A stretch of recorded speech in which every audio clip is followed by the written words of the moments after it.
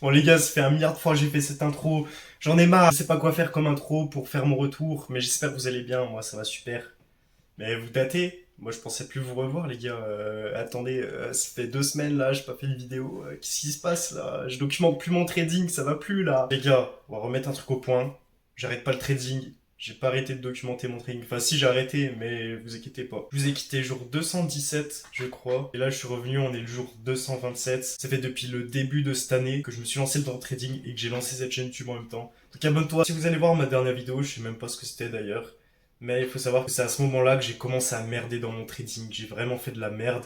D'ailleurs, j'ai refait une vidéo le lendemain où j'ai dit ah, j'ai fait de la merde, j'ai perdu moins 2% sur mon challenge Profirm. Qui d'ailleurs, il me restait 2% à faire pour valider ma phase 1, parce qu'il faut 8% de profit pour la valider. Parce que je suis en challenge Profirm, les gars, donc c'est un compte à 6 000 $. Voilà, je commence petit compte, voilà, sur Funded Next. J'étais descendu à 5% de drawdown. Pourquoi? Parce que je faisais de la merde. Et après, j'ai pris un super bon trade à 12R. Il me restait 2% à faire, donc j'étais à 6% de profit en fait. Après, je me suis dit, ah ouais, j'ai fait un super trade et tout.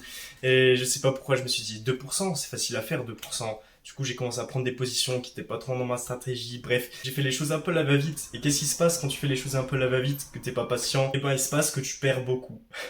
Je fais des conneries et tout, je me rappelle pas, parce qu'après je suis parti en vacances, j'ai fait du canoë, j'ai sauté en Ardèche et tout, c'était vraiment super bien.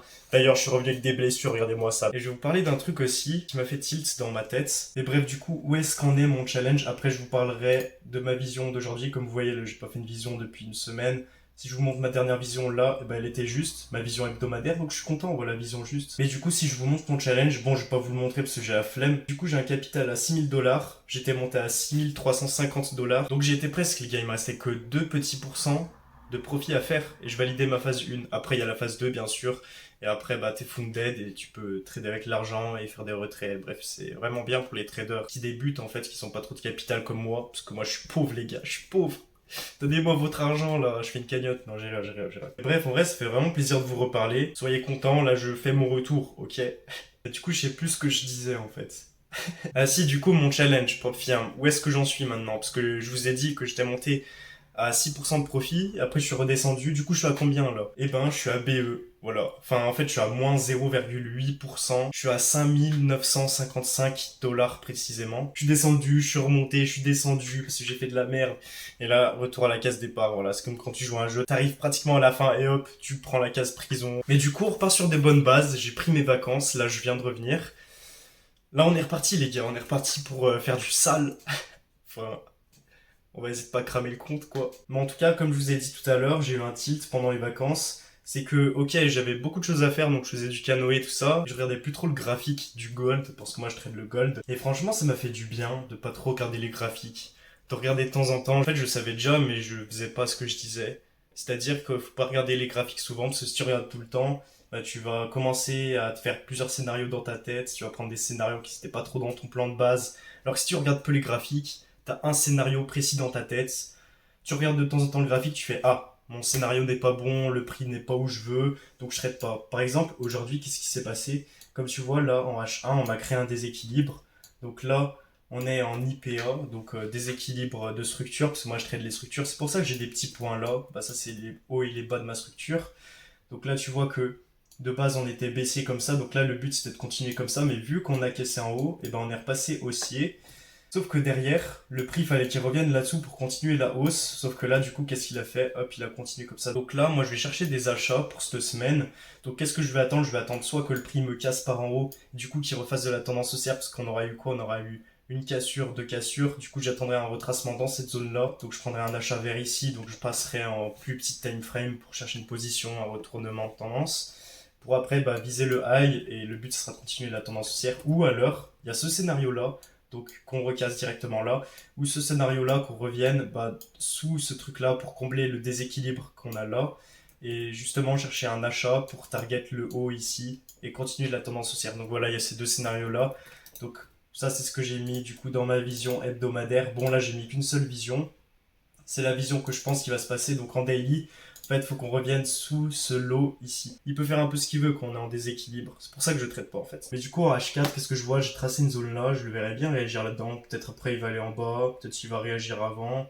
Mais là, on a une zone, donc pourquoi pas. En tout cas, il faut qu'ils reviennent ici. Donc voilà, moi, je m'attendrais à ce qu'ils reviennent plus bas pour revenir, bah, du coup, ici, en fait, combler le déséquilibre pour continuer la hausse. Bref. Donc ça, c'était ma vision pour cette semaine. Et la vision pour aujourd'hui, bah, qu'est-ce que j'ai mis? Bah, j'ai mis le prix bearish, donc qui descend comme ça. Après, bien sûr, il peut aller en haut, comme je vous ai dit, c'est le scénario 2 en fait. Mais du coup, voilà. Et la vision hebdomadaire, pas de la semaine d'avant, mais la semaine encore avant. Franchement, j'étais vraiment fier de moi parce que j'ai eu raison. Genre là, j'avais dit hop, qui retrace un peu plus bas. Dans cette zone, après, le prix est descendu et a même cassé ça. Moi, je voyais le prix, ok, retracer dans ma zone pour casser une nouvelle fois le haut et continuer la tendance haussière. Donc en H4, ça donne ça. Moi, je le voyais réagir là, mais comme vous allez voir, il est allé plus bas.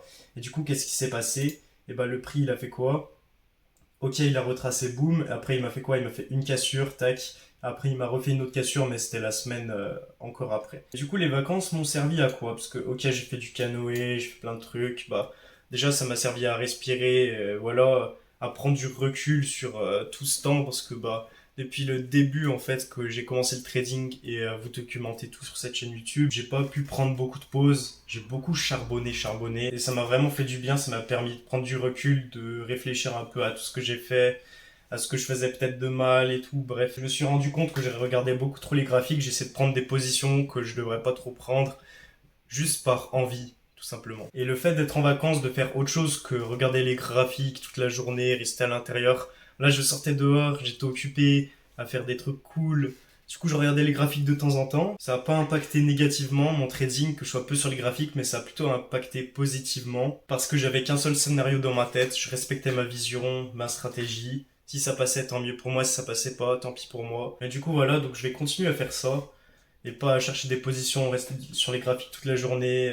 Respectez votre plan, les gars. Si vous pouvez pas trader, ne tradez pas. C'est pas en prenant plein de positions que tu seras plus rentable. Après, ça dépend de ta manière de trader et tout. Bref, je vais arrêter de parler pour rien parce que je suis un peu malade, j'ai mal à la gorge et tout. Donc, bref, je vous laisse là, les gars. En tout cas, c'était un plaisir de vous parler. Like, abonne-toi et à bientôt. C'était Nathan.